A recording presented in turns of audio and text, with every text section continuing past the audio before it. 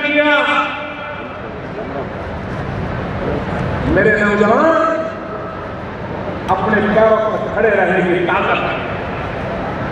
हमारी सरकार बनने के बाद हमने स्किल डेवलपमेंट का अलग मंत्रालय बनाया, अलग मिनिस्टर बनाया, अलग बजट आवंटित किया।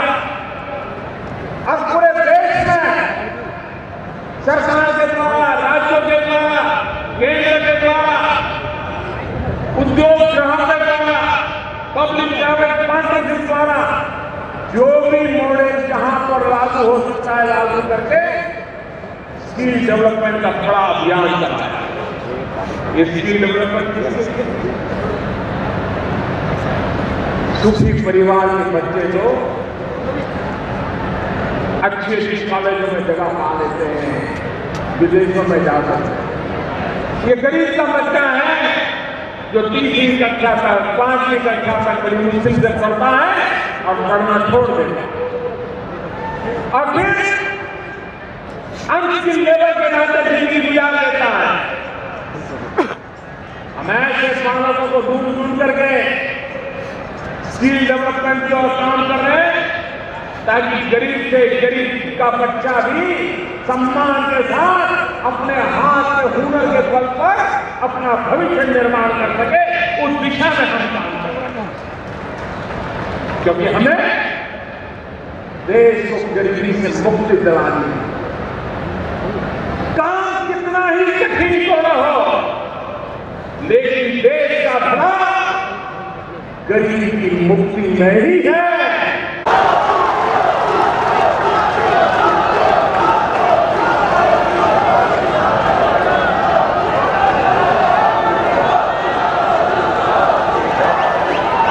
मंच पर विराजमान छत्तीसगढ़ के राज्यपाल श्रीमान बलराम दास जी टंडन, छत्तीसगढ़ के जनप्रिय मुख्यमंत्री डॉक्टर रमन सिंह जी, केंद्र में मंत्रिपरिषद के मेरे साथी श्रीमान विष्णुदेव जी, छत्तीसगढ़ विधानसभा के अध्यक्ष श्रीमान गौरी शंकर अग्रवाल जी, छत्तीसगढ़ सरकार के सभी मंत्रीवर्ग, सांसद रमेश जी, मंच पर विराजमान सभी महानुभाव और विशाल संख्या में पधारे हुए छत्तीसगढ़ के मेरे प्यारे भाइयों और बहनों,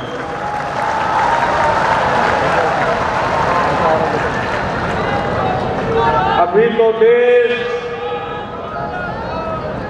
दीपावली के त्योहार में डूबा हुआ, सब दूर दिवाली मनाई जा रही है और ऐसे समय मुझे छत्तीसगढ़ आने का अवसर मिला। मैं आप सबको दीपावली के इस पावन पर्व की बहुत बहुत शुभकामनाएं देता हूं।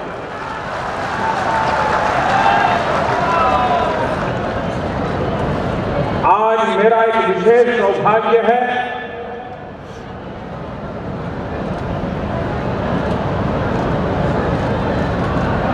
जब माताएं बहनें आशीर्वाद देती हैं तो आपकी कार्य करने की शक्ति अनेकों गुना बढ़ जाती है। आज पूरे छत्तीसगढ़ से भाई दूज के इस त्योहार पर लाखों की तादाद में बहनों ने आकर के मुझे आशीर्वाद दिया है। विशेषकर मेरी आदिवासी बहनों ने मुझे आशीर्वाद दिया है। मैं इन सभी बहनों को नमन करता हूं और मैं आपको विश्वास दिलाता हूं आपका ये भाई मां भारती के कल्याण के लिए 125 करोड़ देशवासियों की भलाई के लिए आपके आशीर्वाद से कार्य करने में कोई कमी नहीं रखेगा। तो माइक लगा है, माइक। आज छत्तीसगढ़ के हमारे गवर्नर, हम सबके वरिष्ठ नेता जनाब बलराम दास जी का भी जन्मदिन है। मैं उनको बहुत बहुत बधाई देता हूं। और आज एक ऐसा महत्वपूर्ण दिवस है जिसके लिए हम भारत के पूर्व प्रधानमंत्री अटल बिहारी वाजपेयी जी का जितना धन्यवाद करें उतना कम है। आज पूरे छत्तीसगढ़ की तरफ से, पूरे मध्य प्रदेश की तरफ से, पूरे उत्तर प्रदेश की तरफ से, पूरे उत्तराखंड की तरफ से, पूरे बिहार की तरफ से, पूरे झारखंड की तरफ से हम सब अटल बिहारी वाजपेयी का बहुत बहुत धन्यवाद करते हैं, उनका अभिनंदन करते हैं कि उन्होंने छत्तीसगढ़ का निर्माण किया। किसी राज्य की रचना इतने शांतिपूर्ण ढंग से हो, प्यार भरे माहौल में हो, अपनेपन की भावना को और अधिक ताकत दे इस प्रकार से हो, आने वाली हर पीढ़ी को छत्तीसगढ़ का निर्माण हो, झारखंड का निर्माण हो, उत्तराखंड का निर्माण हो, दीर्घ दृष्टि से सबको साथ लेकर के हर किसी का समाधान करते हुए लोकतांत्रिक परंपराओं का और मर्यादाओं का पालन करते हुए राज्य रचना कैसे की जाती है, ये वाजपेयी जी ने बहुत बड़ा उदाहरण प्रस्तुत किया। वरना हम जानते हैं हमारे देश में राज्यों के निर्माण में कैसी कैसी कटुता पैदा है, कैसा विश्वास पैदा करता है। अलग राज्य बनकर के विकास की यात्रा के बजाय अगर सही ढंग से काम नहीं होता है तो हमेशा हमेशा वैर भाव के बीच फलते फूलते रहते हैं। हम भाग्यशाली हैं कि वाजपेयी जी जैसा महान नेता, उन्होंने हमें छत्तीसगढ़ दिया। कौन सोचता था कि 16 साल पहले जब छत्तीसगढ़ बना, किसने सोचा कि हिंदुस्तान के राज्यों के विकास की यात्रा में ये आदिवासी विस्तार वाला नक्सल प्रभावित इलाका भी हिंदुस्तान के विकसित राज्यों के साथ भी टक्कर लेगा और विकास के मुद्दे पर आगे बढ़ेगा।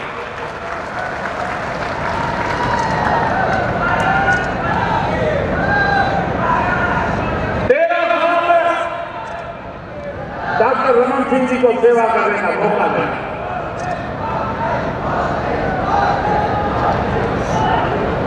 और हम लोगों का मन कर रहा है विकास।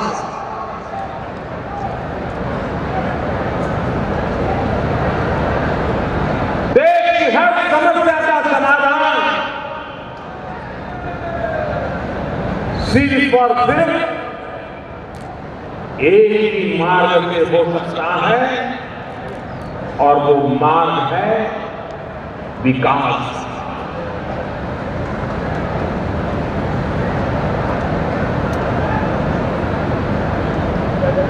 हमें जहां जहां सेवा करने का अवसर मिला है, उन सभी राज्यों में और वर्तमान में भारत सरकार में हम विकास के पथ पर आगे बढ़ने का पूरा समर्पित भाव से प्रयास कर रहे हैं। आज मेरा ये भी सौभाग्य है कि हम सबके मार्गदर्शक, जिनके चिंतन की आधारशिला पर,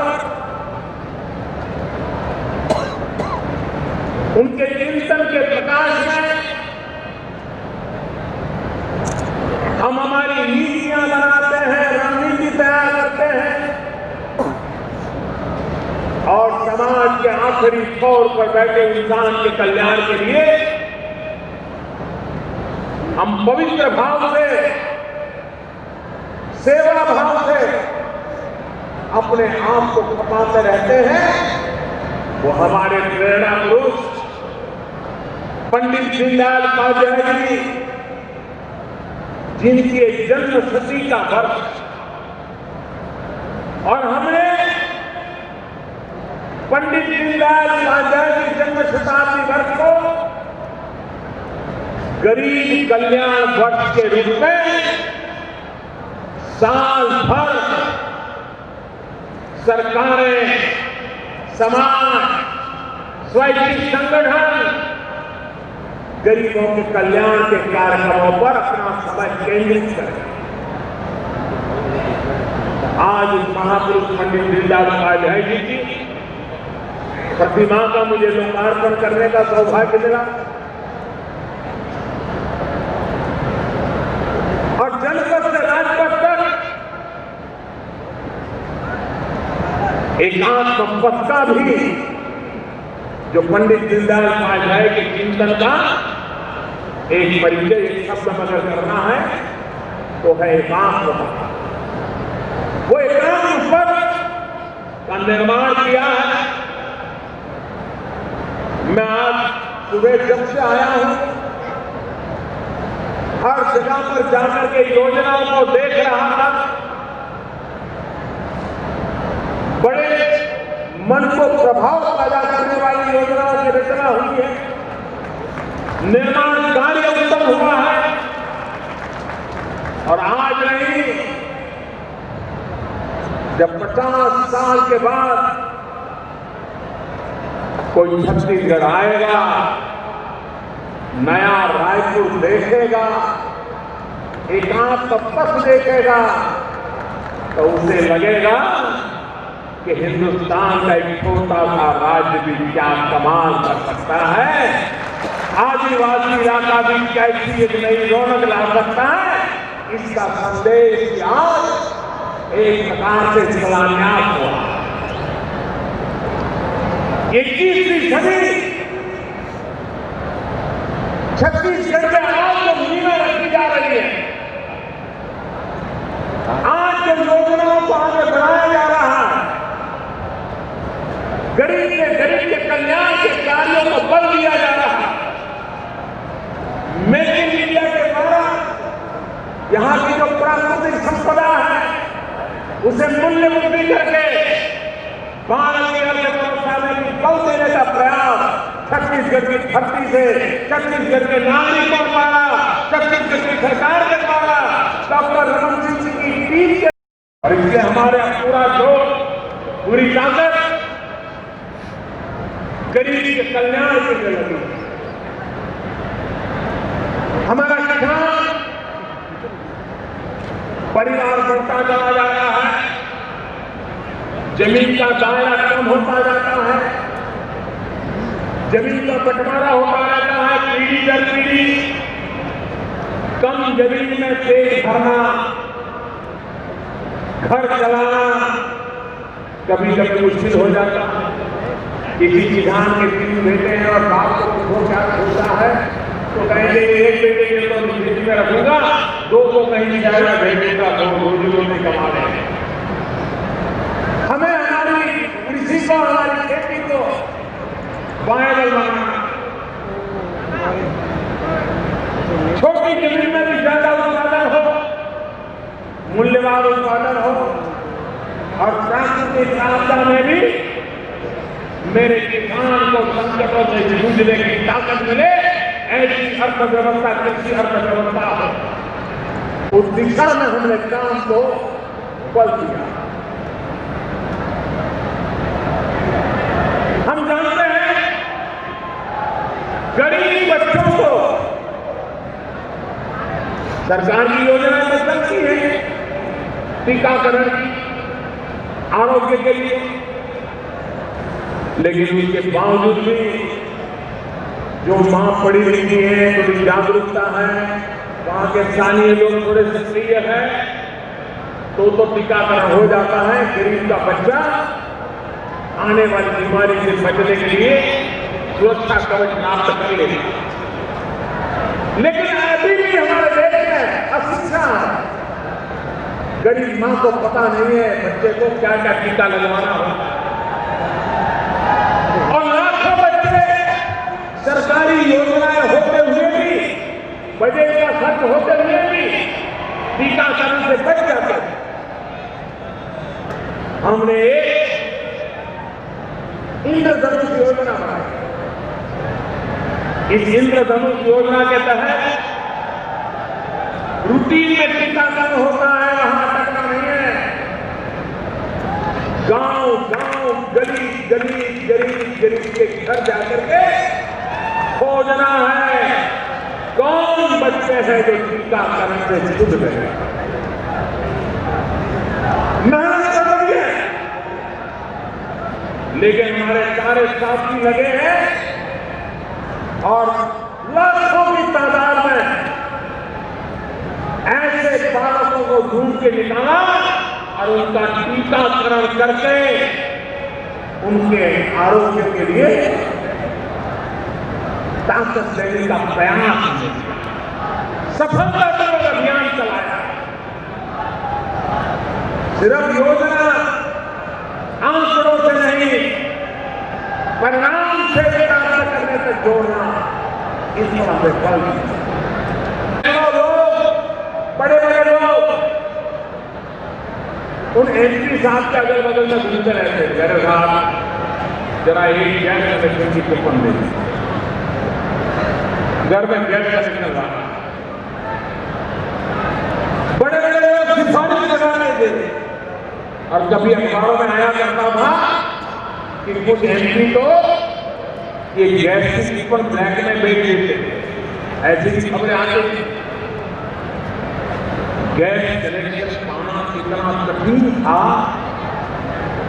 ये बहुत पुरानी बात नहीं है। 10-15 साल पहले ही लोग इसकी चर्चा की।